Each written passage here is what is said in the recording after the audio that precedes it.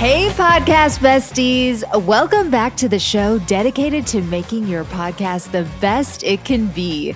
I'm Courtney Kosak, your BFF, and helping you grow and monetize your show. Last episode, we heard from the brilliant Lauren Pacell, the founder of Tink Media, a podcast marketing company that absolutely crushes it. And today, we have another member of the Tink team all the way from India. Hi everyone, my name is Aakshi Sinha. I'm from India. I work at Tink. And at Tink, I am a podcast marketing specialist. Specialist is a weird term, but I do like all things related to podcast marketing and also helping people discover shows. That's another thing that we're trying to do more of at Tink. Like if a friend will ask me for like a music recommendation or like a podcast recommendation, I will make them a curated playlists. And recently I've been thinking about this a lot. Like I love making playlists and I will like make sure each leads to the other super nicely. I'll recommend like how to put the crossfade in if it's like a music playlist. So yeah, follow me on Spotify, I guess. I love making playlists. Did I ask Aakshi to make us a podcast bestie playlist? Yes, of course I did. And I'm going to share that with you in the next newsletter. In the meantime, she's got some podcast marketing tips that she's going to share with us today. But first, let's learn how she got started. So let's get basically your podcasting origin story first. What are the Cliff's Notes of what you were doing before and then how you got started? Yeah, absolutely. So I graduated from college in 2021. Oh, congratulations. Yeah, so like pretty new to working in general. And I fell in love with podcasts through this podcast called The Shadows. Oh, yeah. Caitlin Priest? Yes. So I listened to that and I was like, this medium is beautiful. And even though I was a history major, I was like, my capstone is going to be a podcast. I'm going to try this out. And I think it kind of just spiraled from there. After I graduated, I was like, I don't care about the role. I just want to be part of this community. And that's how I bumped into Ariel on one of the listservs and then found Lauren through her. And it kind of like one relationship led to another. And so now I'm working at Tink, and it's been 1 year since I've been working at Tink. Okay, so what's basically been your biggest, Tink is like amazing at podcast marketing. So what's been your biggest kind of podcast marketing lesson or takeaway so far from working at Tink? I think specifically from working at Tink, it's that marketing is fun and that it's going to be sustainable and you're going to be able to do it in the long term if you're having fun doing it. So I think that's something we do as like a company, and it's something we really try to like encourage with our clients as well. Like, what would make you super excited to do this? I think that gets lost a lot because, usually, especially indie podcasters are so concerned about the craft of making it itself that then, it's like, oh my God, we're going to spend another that much time promoting it. Like it just seems exhausting when you get to that point. But you're right. Like it can be fun and it can be creative and it can be this really cool collaborative process. So you and I actually did a promo swap. You reached out to me and arranged a promo swap through Tink. So explain kind of what you do at Tink, like that and other things. Yeah, absolutely. So one of the many things I do is set up these promo swaps. But promo swaps is like one of the things we set up. So we set up like lots of different types of collaborations. And even a promo swap doesn't need to be a simple 30-second. It could be like you're reading a warning on another show, or you're reading like the credits at the end. So we try to like brainstorm what those could look like. So sometimes it gets into content a little bit, but then there's guest swaps, like you guest on each other's shows, or you pitch to podcast newsletters like yours. And yeah, basically get the word out there in the podcast community. Yeah. So what's your best advice from everything you've learned for indie podcasters in specific trying to grow their shows? I think sometimes, especially when you're thinking about numbers, you really want to prioritize collaborations with bigger shows that have bigger numbers. But I think with indie podcasters, especially, small niche communities work much better in the long term. So even if you're working with an average size or small show, but it's a really good overlap, you know their audience is going to love your show, it's way more worth it to do 5 of those than like one giant show. But of course you can do both and mix it up, but I think both are super important. Yeah. Yeah, I love that. And I love the idea of like developing a relationship with another show where, you know, maybe you're collaborating quarterly or something, and then you can kind of like stay top of mind for that show's listeners and vice versa. Yeah. And makes the process super easy too, once you've already done it. This is so spot on, besties. So let me just rewind and say, I taught a workshop a couple weeks ago and I did one-on-ones with some of my students. And basically all of them were frustrated by their growth. They were about a year or so into their podcasting journey. They were eager to monetize. And my best advice to them was, first of all, just a piece of perspective. Podcasting is not a get-rich-quick scheme. It is a media company that you're trying to build, and that is very hard, especially bootstrapping. So it is a slow grind. And for me, it has paid off tremendously in tangible and intangible ways that continue to influence my career. And today, I make all of my money from writing and podcasting, as well as teaching about those things. But I have been at this for a decade. And granted, the industry was a lot less developed when I first started out, but it took me about 5 years to really start making any sort of livable income from podcasting. And I was actually professionally producing then. So most of that income didn't come from my indie show at that time. So I first of all just wanted to offer that perspective that like, you're not failing if you haven't achieved what you thought was success when you first started after a year. That is part of the process. That first year is really about making your content good, right? And learning how to do that. And then you can graduate into really growing and monetizing after you have a handle on how to make something that's engaging for people to listen to. That is the first step. And that is an ongoing process as well. But then you can start to get into the growth and the monetization. Anyway, before I got into my nitty-gritty show-specific tips for these podcasters, I told them 2 things that I want to share with you today. First of all, the best way to grow organically is recurring collaborations. This is so important, and Aakshi kind of touched on this just a minute ago, but setting up the collaborations is just such a pain in the ass, to be frank. It stinks. It's a lot of work. It's emailing. Eventually, these become real relationships, and then it's fun, right? But at first, it feels like you're pitching people, and that can be hard. But growing these into recurring collaborations, say you do one, it goes pretty well. You think there's more opportunity with this show? I think there is too, because first of all, you're both going to have some churn in your listenership. So there are new ears to be had on both sides, most likely.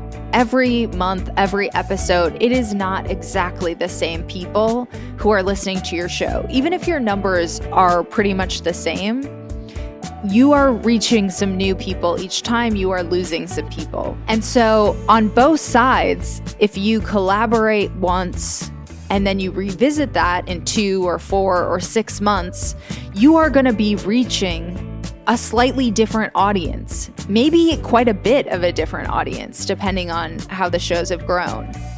And so this is a great way to reach new people. I would start with maybe a promo swap. It's pretty low risk. It's pretty low lift. You can just swap scripts. You can each do a read, and then you can kind of get a gauge on how that works. And maybe if it's, not the biggest show, you're not going to see a huge bump, but maybe the process of working with them was pleasant and easy, right? That to me is a good candidate to revisit and do another collaboration with. I would actually go promo swap and then guest swap. So you each go on each other's podcast, or maybe you record one episode and play it on each other's podcast. And then do a feed swap. And in the feed swap, you are going to call back to that previous episode that they guested on. So when you do the feed swap, you're not just promoting their show, which is hopefully their best piece of content, either their most popular, the thing they're proudest of, the thing you love the most. This is all up for negotiation. But in that feed swap, in your intro and or outro, you can also throw back to that episode that they guested on and promote that as well. So you're not just promoting their show, you're also promoting your show on the feed swap. Double duty, baby. And then you can follow that up with another promo swap. And again, you're always shouting back to these previous pieces of content that are already existing on your feed. So you're getting this kind of recurring benefit, and your audiences are getting more and more familiar with the other show.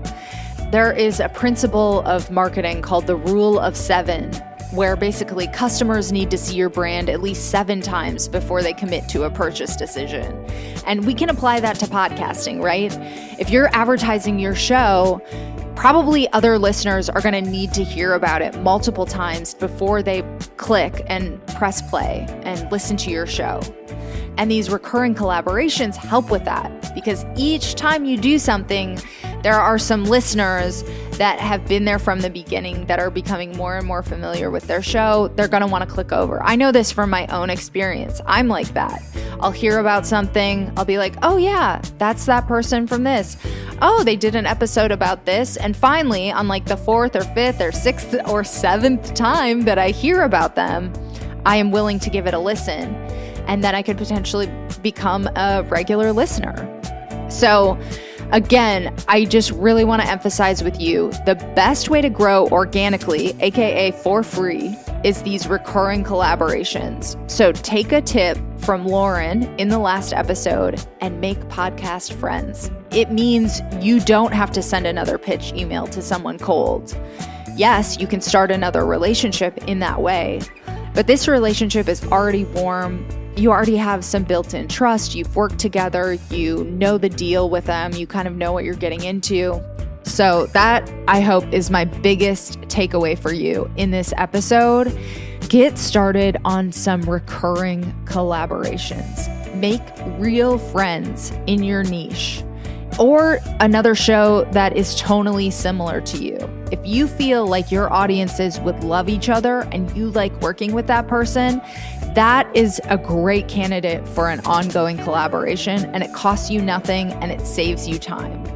And then my second big piece of advice for these podcasters, which, may not be the most popular opinion, but you're probably going to have to invest some money in your show to grow it before you're really able to monetize it in a meaningful way.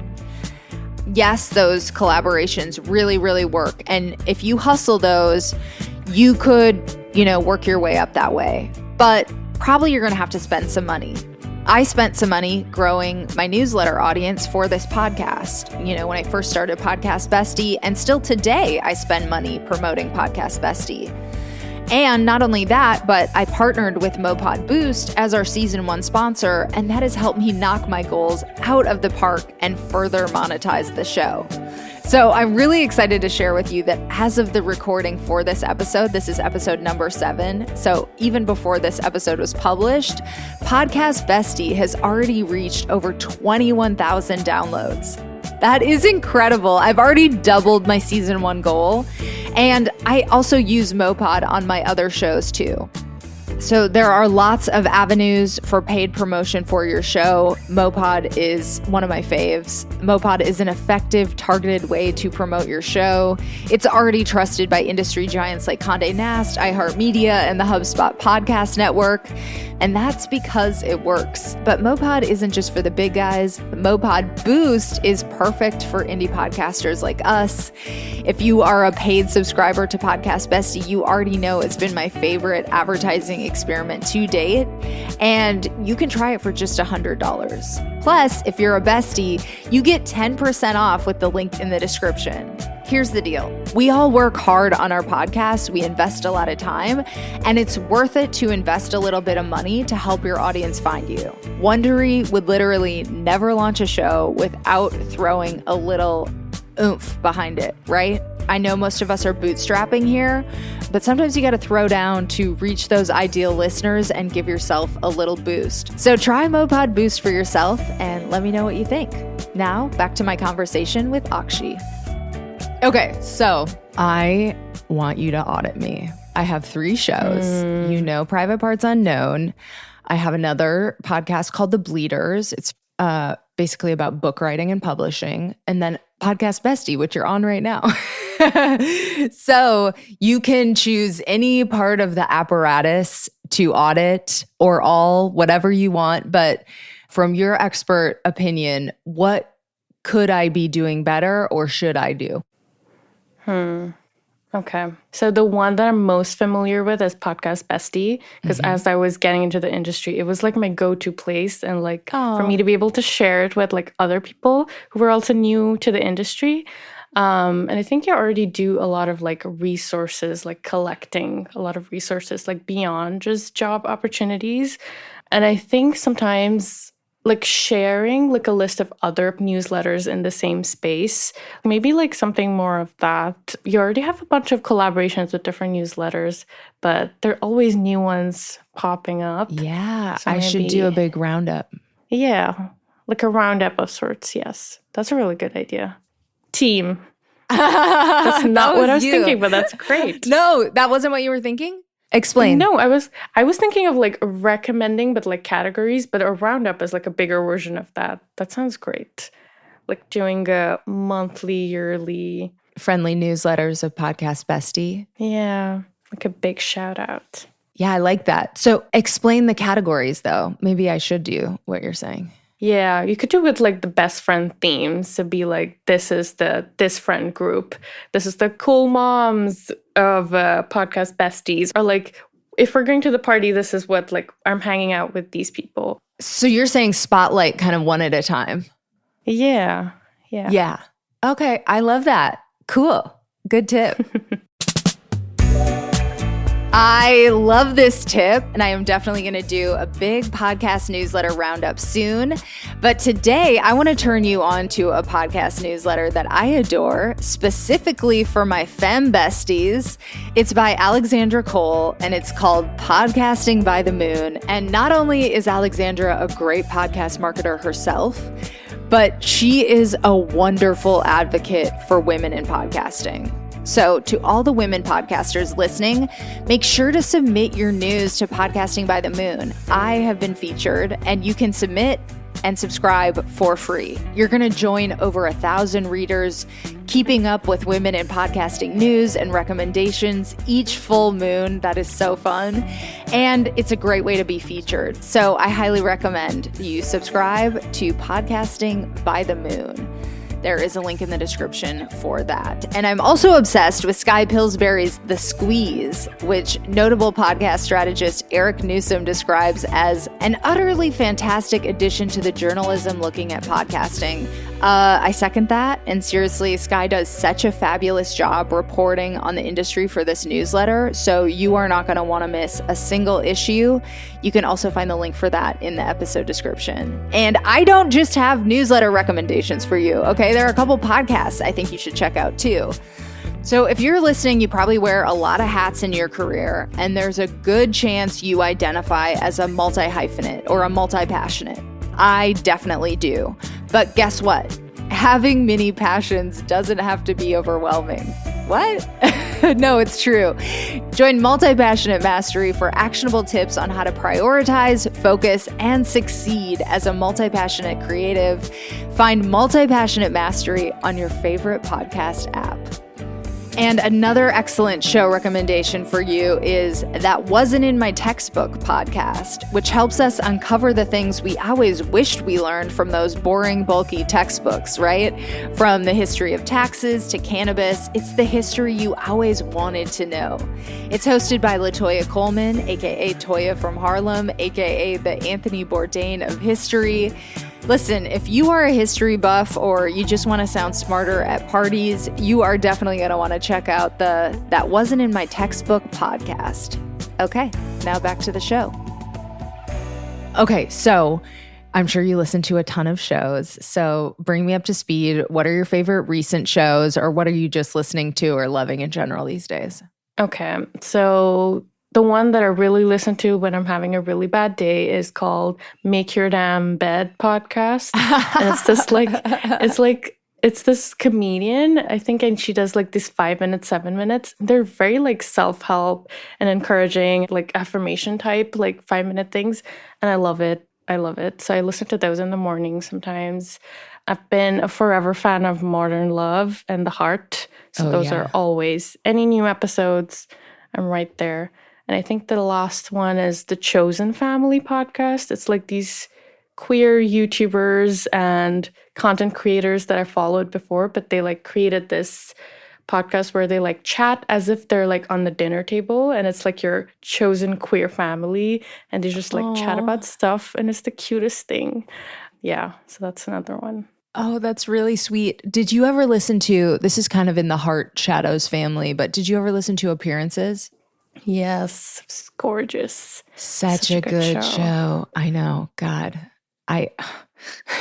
So one day when I have enough time, I'm going to like commit to just doing a wacky, cool narrative show like that. That's like goals. Okay. So is there anything else you would like to share with the besties before we wrap? I love the idea of an audit, and I feel like doing like what success means to you audit as like a podcaster is something. Yeah, I would just like encourage people to do that more often. I think I saw this post, like Ariel posted it today or yesterday, of like 3 reasons why you're making a podcast that doesn't have to do with numbers or downloads. And I think just reminding each other and yourself of that is like a great thing to think about. Thank you, Aakshi, for giving us such great podcast marketing inspiration today. Besties, you have your marching orders. You are supposed to get those recurring collaborations going, okay? And thank you for tuning into Podcast Bestie. Make sure you check out the latest episode with Lauren Pacell about how to get featured on Apple Podcasts. That is such a coveted placement, and she broke it down in the last episode, so that's super helpful. And speaking of Apple Podcasts, I am thrilled that Podcast Bestie already has 33 ratings on Apple Podcasts, and I actually just got a new review, so I'm going to read that for you. Such a great resource, 5 stars. Podcast Bestie is such a great resource for aspiring podcasters. I just started podcasting in the past year, and it's been great to learn from someone who actually knows how this stuff works. Thank you. This is from Raphael Titsworth Morin, which is a hell of a name. I love it. And the name of the podcast is The Small Tech Podcast by EC, and that is where they talk about building small web and mobile apps. So if you are interested in automation or development or AI tools or product management for small web or mobile apps, this is the podcast for you. And if you want to leave me a 5-star rating and review and email it to me, I will give you a free shout out on Podcast Bestie. And there is another great way to get featured on the show. You can buy a sponsorship. They are a steal right now. You just go to podcastbestie.com/advertise, and I have super affordable packages starting at just $30. Again, that is podcastbestie.com/advertise. And check out my other podcasts. I have Private Parts Unknown, which is about love and sexuality around the world, and The Bleeders, about book writing and publishing, for more of my audio creations. And you can follow me in between episodes at Courtney Kosak. That is KoCak on Instagram and Twitter. And I send out lots of newsletter exclusives to my besties, including an upcoming playlist from Aakshi. So, of course, make sure you're signed up for Podcast Bestie on Substack.